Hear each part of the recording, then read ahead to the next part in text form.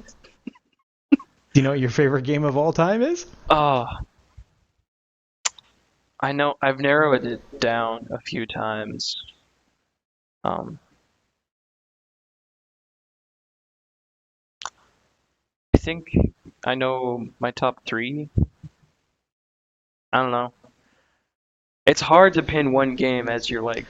I used to have a hard time, but I have enough reasons for my being my favorite game of all time.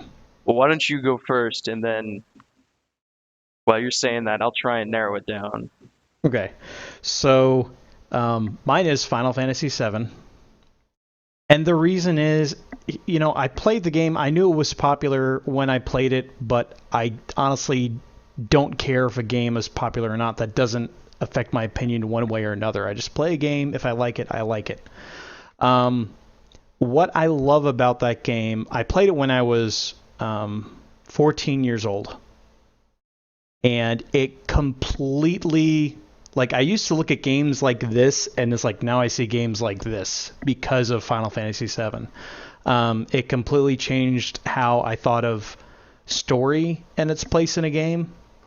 I used to think like, oh, games are just about a game. It's gameplay. If there's a story, oh, that's okay. But the story doesn't really matter that much. And FF7 completely changed my mind about that. It's one of my favorite. It is my favorite fictional story line of all time. Whether it's books, movies, or video games, I love the storyline of Final Fantasy VII. And it wasn't my first RPG that I played. Pokemon was actually my first RPG, and it is an RPG. I don't care what anyone says. Pokemon is an RPG. It's a turn-based RPG. But anyway, so I played Final Fantasy VII after that, and it just every single character had incredible character development. They all had a good reason to be there. I know we've talked about that with Final Fantasy 12, and how it annoys me that the main character has like the least amount of reason to even be there, um, and present and all that. So yeah, as far as just the effect that it had on me, I'd have to say Final Fantasy 7.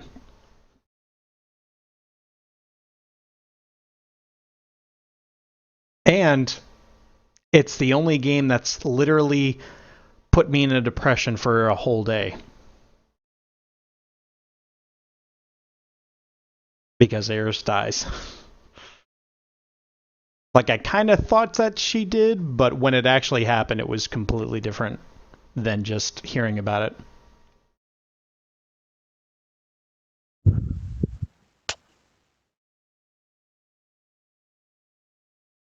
I know you're close. It's so hard to choose. All right, I'm just gonna say the three, and I'll give quick. Oh, cool. His favorite is Final Fantasy VII as well. Oh, good. Well,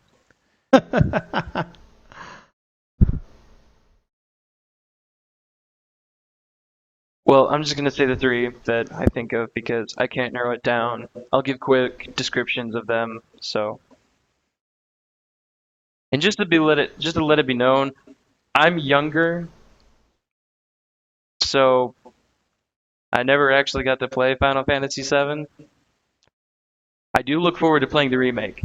I have, I've set aside, I have had a lot of money come into my possession in the past few months, so I have set aside some video game money that I will be using to buy certain video games. Final Fantasy VII Remake is one of those. So Yes.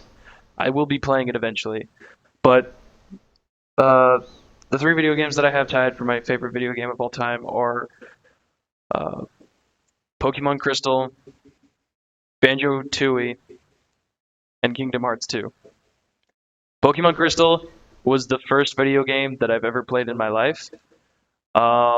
Me and my brother both shared a Game Boy, and we took turns playing it. But we did so in a way that like we didn't complain to each other. We made a like we each had three Pokemon in our team that was like ours, and like we would take turns fighting gym leaders, and it was. I feel like that's what That's what got me into my love of Pokemon. Like Pokemon as a series is probably my favorite video game series of all time. Like nothing's ever gonna change. I'm gonna play Pokemon games until they stop making them or I die, whichever happens first. And that was just that was just a really fun game. And that's also like one way that me and my brother got really close. So yeah, Banjo-Tooie. I actually thought Banjo-Tooie was a little bit more fun than Mario 64. I enjoyed the characters just because I felt like there were more characters that had their own personalities in that game than Mario 64. Um, I liked how sassy Kazooie was and how just like silly Banjo was, and I also liked just the worlds and everything. I love the open world system, which not saying that Mario 64's wasn't a good open world system either. Um, I don't know. Uh, Everything about the game I feel like is just a little bit more like fun and cartoony than Mario 64. It's just like you collecting like golden puzzle pieces to get to other worlds and um, yeah, like I think the like huge cast of characters that that game had Hmm. was another thing. Like Mumbo, um, what was that dude's name? Goggles? The mole. Yeah, I can't remember his name.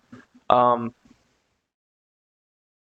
but I just liked how like nerdy and goofy he was. Also, I think he died in that game, so that's a little sad. Whoa. But yeah, I really loved playing that. And then Kingdom Hearts 2. Um, Look, okay, I played Kingdom Hearts before I played a Final Fantasy game. That's okay. I think when I played my first like JRPG, which I guess in that style of Hmm. just like character design or just world design in general, um, Kingdom Hearts was my first, just because Final Fantasy kind of intimidated me a little bit, just because there were so many games, and to my knowledge, there was only two Kingdom Hearts games. So I Well, played the first one. Yeah, then there were just one, and I think I played the first Kingdom Hearts when I was in like fifth or sixth grade, and then I played the second one, and I actually felt. I think the first one, I got really sad when like Sora gave his own heart so that like Kyrie could be like wake up and then Sora turned into Heartless. hmm. I think that's one of the very few times I've ever been sad in like a video game.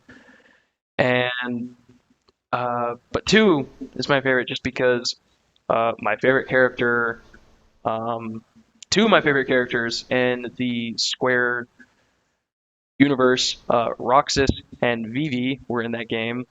I love the character design for Vivi in that game more than Final Fantasy IX, and I have seen uh, a complete walkthrough of Final Fantasy IX, so I do know Vivi from there, and I do know that he was in that game before he was in Kingdom Hearts 2. But I just like him as a character. Just everything about him is just I like him. Um I think two was probably I don't know. There was so much more in two than there was in one, and Yeah. uh, I want to say just like a lot more character development in that game, and like Riku. More game mechanics. I like the fact that they made you go back to each world twice. Like there was more story to each world that you went to, even though like you're like, all right, well I sealed the world, that's all I have to do here, right? No, you have to go back to them a second time for more, for reasons. Yeah, But um, my favorite part in that game would have to be when um, it's that really epic showdown at.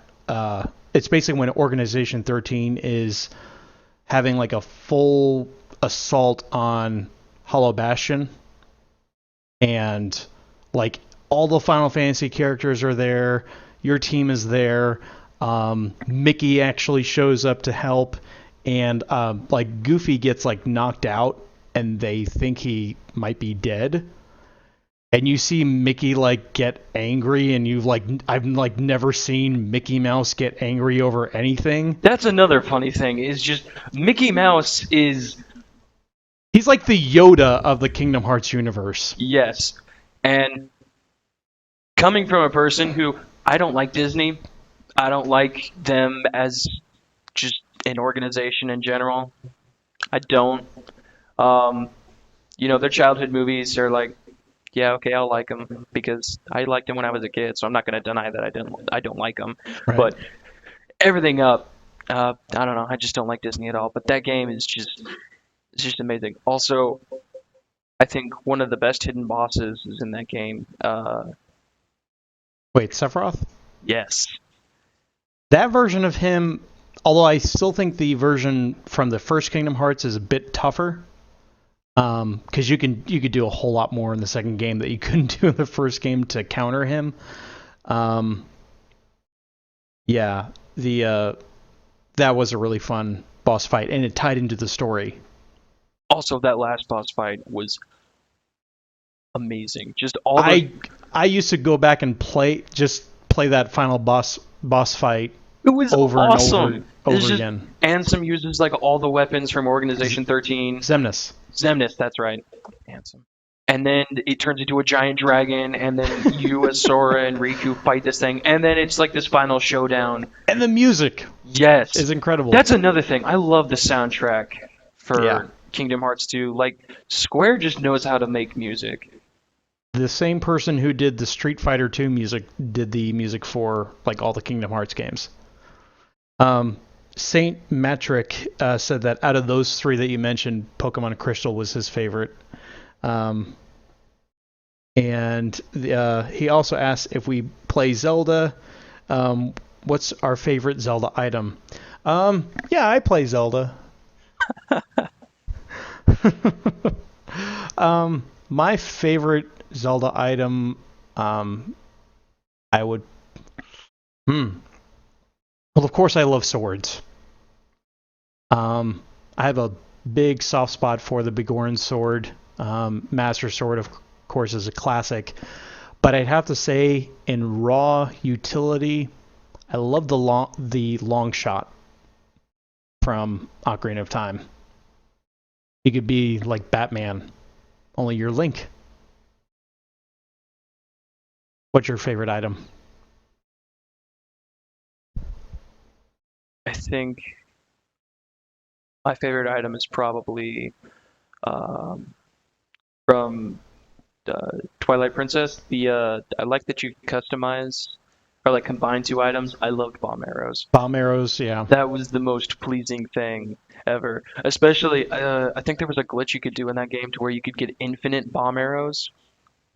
So pleasing to just like go to town on moblins. Yeah, I didn't really use those a whole lot, but I when I found out you could do that, I was just like, what? Bomb arrows? Why not? Why not?